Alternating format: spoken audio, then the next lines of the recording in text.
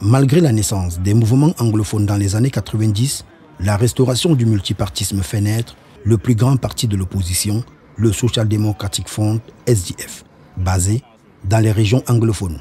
La centralisation s'est poursuivie et les anglophones ont davantage perdu en poids politique à l'échelle nationale.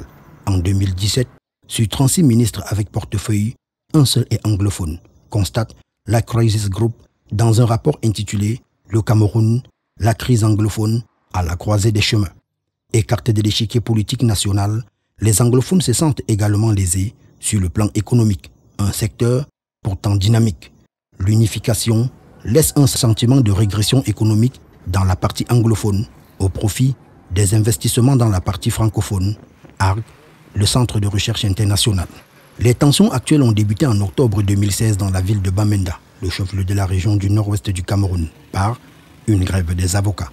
Leurs revendications, la traduction en anglais du Code de l'Organisation pour l'harmonisation en Afrique du droit des affaires, OHADA, et d'autres textes de loi votés à l'Assemblée nationale.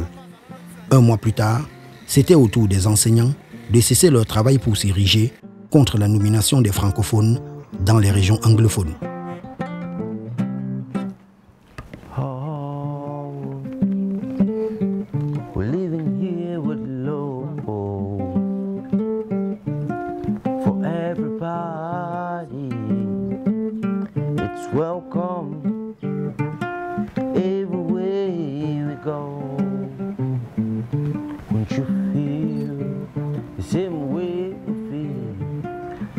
Pour rejoindre Bamenda, chef-lieu de la région du Nord-Ouest, à partir de la ville de Bouda, limitrophe à cette région et qui est géographiquement située dans la région de l'Ouest, sur une distance d'à peine 46 km, nous avons mis 1h45. Après une certaine distance, une plaque, comme pour nous dire « bon courage ». Une fois à Bamenda, nous sommes accostés par une personne qui nous dit qu'il serait dangereux pour nous de marcher en tenant notre caméra à la main.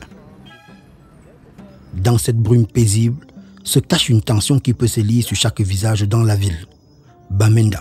Pour mieux comprendre ce que vivent les populations de cette partie du pays, il faut y avoir séjourné. C'est une chose de spéculer sur les plateaux de télévision et je me rends compte effectivement que c'est tout autre chose d'être sur le terrain.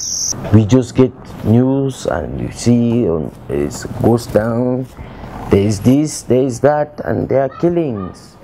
Killings of people who you don't even know who is killing who.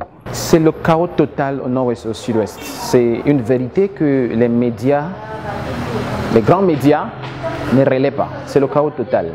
Nous sommes en train de perdre des vies de nos citoyens, côté civil et côté militaire, dans une sale guerre qui ne devrait pas avoir lieu. We heard the helicopter passing on the air. We don't know what is happening somewhere. I don't want to take a side. I don't take side. I want to say that we heard the helicopter pass up, meaning that there's trouble somewhere. And whatever there is trouble, there's a consequence. Maybe a house is burnt, maybe a bike is burnt, maybe somebody is injured. So that's the situation on hand now.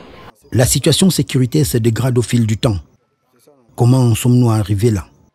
C'est pour certains, les revendications des avocats et des enseignants d'octobre 2016 n'étaient que l'agenda caché de ceux qui réclament la sécession.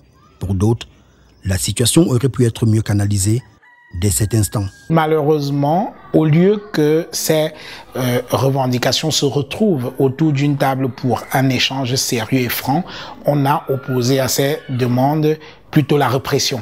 Vous vous souvenez quand même des images inacceptables d'avocats qui se faisaient malmener par les forces de l'ordre.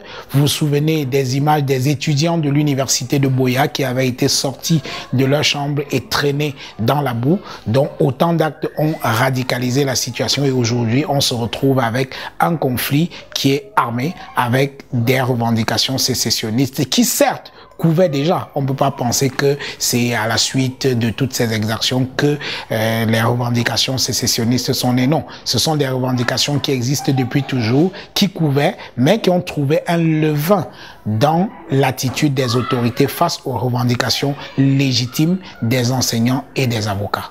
Au lieu de comprendre qu'il y avait peut-être là un appel au dialogue, un grand nombre d'éléments qui constituent le groupe dirigeant à Yaoundé, ces éléments ont estimé dans leur majorité qu'il fallait réprimer répondre à la violence par une autre violence, celle légitime de l'État, c'est vrai, mais qui est une violence quand même. Il y a une forme d'autisme, de refus d'entendre, de refus de cette main tendue possible pour justement ne laisser que la place aux armes. Encore que selon le docteur Stéphane Akwa, chercheur à la Fondation Paul Angoela, ces revendications ne sont pas récentes. Si aujourd'hui cette proposition est beaucoup plus violemment exprimée, ça ne veut pas dire qu'elle a surgi récemment, elle a longtemps été là, elle n'était pas la plus entendue, elle n'était pas majoritairement soutenue, et elle était surtout très largement méprisée, ignorée par le pouvoir installé à Yaoundé.